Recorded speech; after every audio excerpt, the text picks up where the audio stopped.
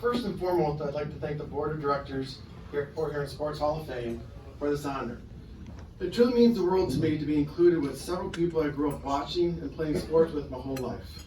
I'd like to thank my family, my dad, my sister, and my brother, who are all here, who have supported me throughout my high school years, and especially my wife Carol, along with my kids Drew, Brady, and Eli for their support, for allowing me to drive to Port Huron twice a week for 13 plus years to play softball for the best team around, Sequoia Flyers.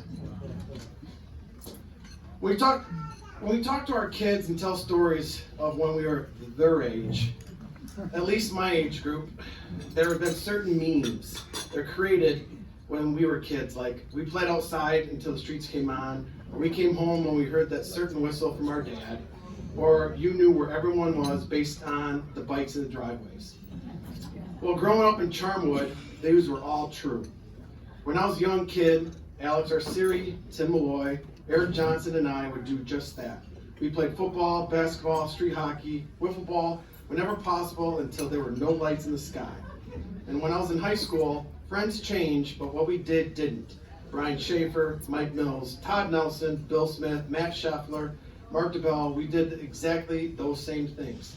Kept us out of trouble, and I've had some great friends over the years that have supported me a ton. For me now, my sports focus has turned to coaching. I've been coaching for almost 20 years. I started coaching at the high school level in 2015, and currently coach both football and baseball at Oxford High School. If you've ever coached, especially now, I'm pretty sure you've had some horror stories of that parent, or parents, perhaps a bad experience that maybe it just put a bad taste in your mouth. Perhaps it made you think twice about continuing to coach. I challenge each and every one of you to keep at it. You all are so important to these kids, and what they're bringing up, you'll never know just how big of an impact you have on these kids. November 30th, 2021 will forever change my perspective on my life and sports and the impact it has on. First, as a father who had his senior 30 yards in the hallway away from the corner from the shooter. Or as freshman, when his mom called, answered the phone, "Mom, I can't talk, the shooter is right outside my classroom."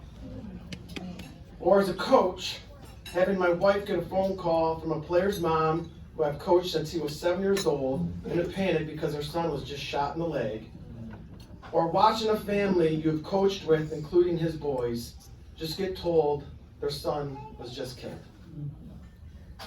Our coaches played such a big role in helping those kids deal with the trauma. The next few days were so important. The night of the shooting, we met with the football team at a local coffee shop. Just let the kids talk and share their feelings. We met with the baseball players for breakfast the following Thursday morning, and we used sports as a healing tool for these kids.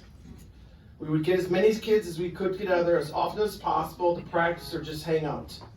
It has been such an honor to be a part of a healing process for so many kids, which is why I say to all of you in this room who coach, keep it up. You'll never know just when you'll be needed for more than just trying to win games. So thank you, Dick Hilliker, Tom Rodenball, Ken Semmelsberger, Jay Wayman, Tom Miller, Jim Early, just to name a few of coaches who I played for in high school, who helped shape me into the athlete I was and the man I am today. I cannot stand up here and not thank the Sequoia Flyers, especially Big Lou, who was the best sponsor around.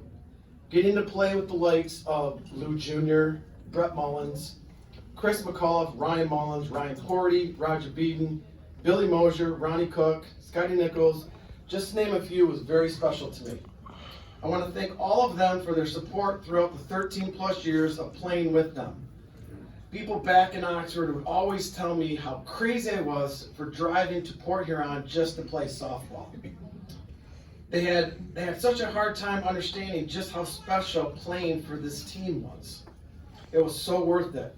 Not just for the 3 national championships we won, but to still be able to come home and play with my buddies I grew up with, and to bring my kids to watch and to tell them high school stories as I drove through Charmwood, showing them the piece of my childhood. Priceless. Thank you again. And I leave you all with one funny little story. If there's one person who I know who wished she could be here tonight, it's my mom. I know she's up in heaven telling Mitch stories. She was my biggest fan. She made sure when she was at every game, you knew just who her son was. And there's one specific story that I will close with. So this is probably, we're playing at Pine Grove Park. So this is probably about 10 years ago. And knowing at Pine Grove Park, how close the backstop is to right there to home plate.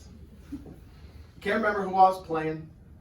I stepped into the box, and next thing you know, they signaled for an intentional walk. And it's pretty deathly quiet. So the first pitch comes in, nothing. And I can just see some movement out of the corner of my eye behind me. And then the next pitch comes in, and all of a sudden, Laura stands up and yells, "Oh, come on, why don't you just pitch to him, you chicken?" And just put everybody into hysterical. And all I had to say is, that was my mom. Thank you very much.